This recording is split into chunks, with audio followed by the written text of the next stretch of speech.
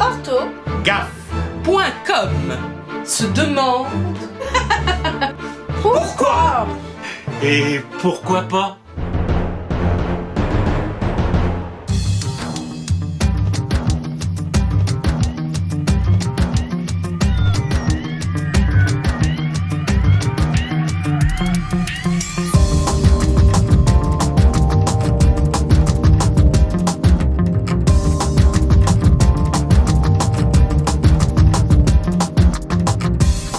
Alors, leur faire aimer l'orthographe grâce au latin, ça marche? Fournissez-moi un stagiaire normal et je vous répondrai. Il n'est pas normal? Il est fou. Fou? Et je parle français, là. Non mais attendez, c'est un stagiaire important. S'il aime, il va nous amener tous ses collègues. Oh, alors si vous avez envie de donner cours dans un asile psychiatrique... J'ai une idée. Je vais me faire passer pour un stagiaire. Il ne me connaît pas. Et comme ça, j'arrondirai les angles.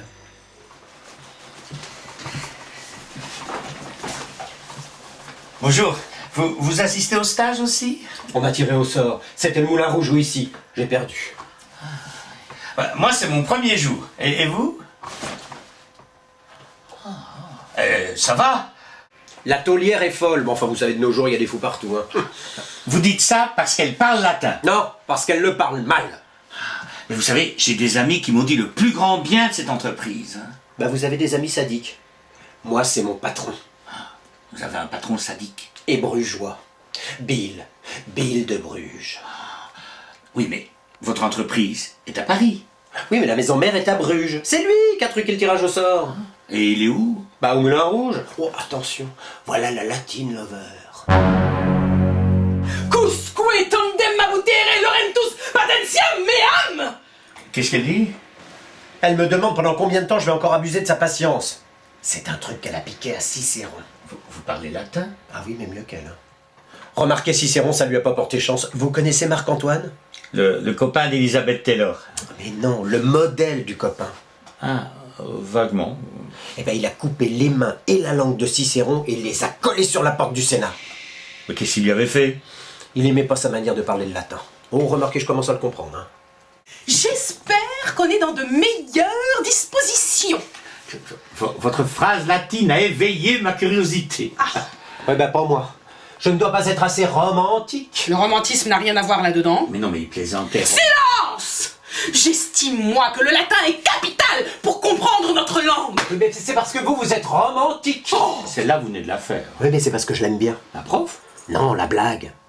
Ne vous en déplaise, le latin explique le français. Sinon, comment expliquer le sens de couvre-chef? Ah, au fait, le féminin de chef, c'est chefesse? Non, pas du tout. L'Académie n'a pas jugé cette idée pertinente. Dommage. Dans nos contrées, les marchands, les soldats, les étudiants utilisaient un latin beaucoup plus imagé que l'élite romaine. Ce latin imagé débouchera sur notre langue. En voici 2 exemples. À Rome, le verbe edere signifiait manger. Nos ancêtres, les Gaulois, lui ont préféré un terme beaucoup plus imagé qui est le verbe manducare, qui signifie jouer de la mâchoire. Et à force de jouer les mâchoires, on grossit, paraît-il. Ce verbe manducare a donné notre verbe manger, paraît-il. En latin, le mot tête se dit caput.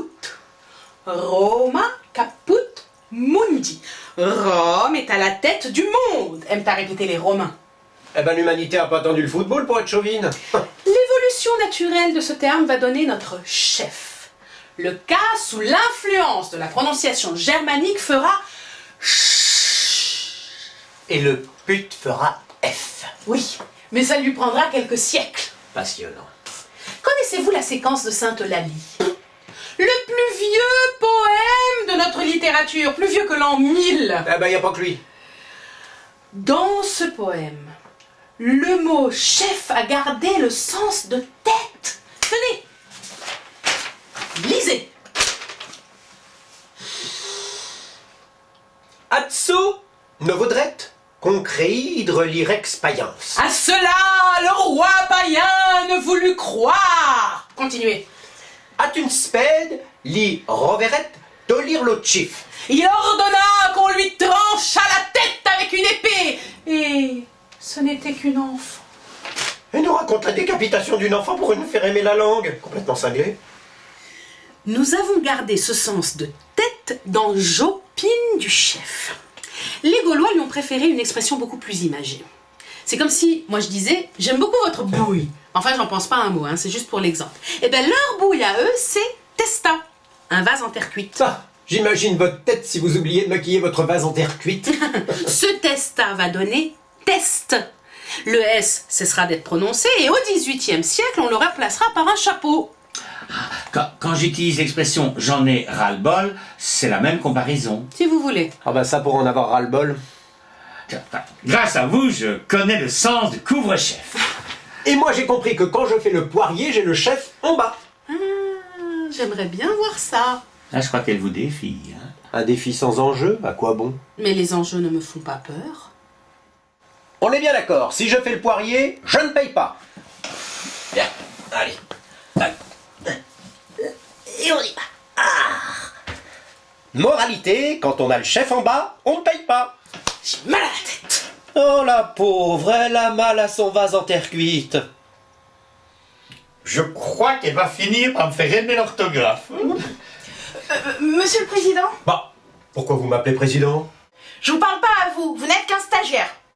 Elle travaille dans ma boîte. Bon, me prenez pas pour un con, c'est elle qui a pris mon inscription. J'ai gaffé? Vous croyez qu'il existe des enregistrements de Cicéron? Bah non. Je vous attacherai sur une chaise, avec Bill de Bruges. Je raserai votre bol de terre cuite. Je vous mettrai le chef en bas et je vous passerai des discours de Cicéron pendant des heures. J'ai gaffé.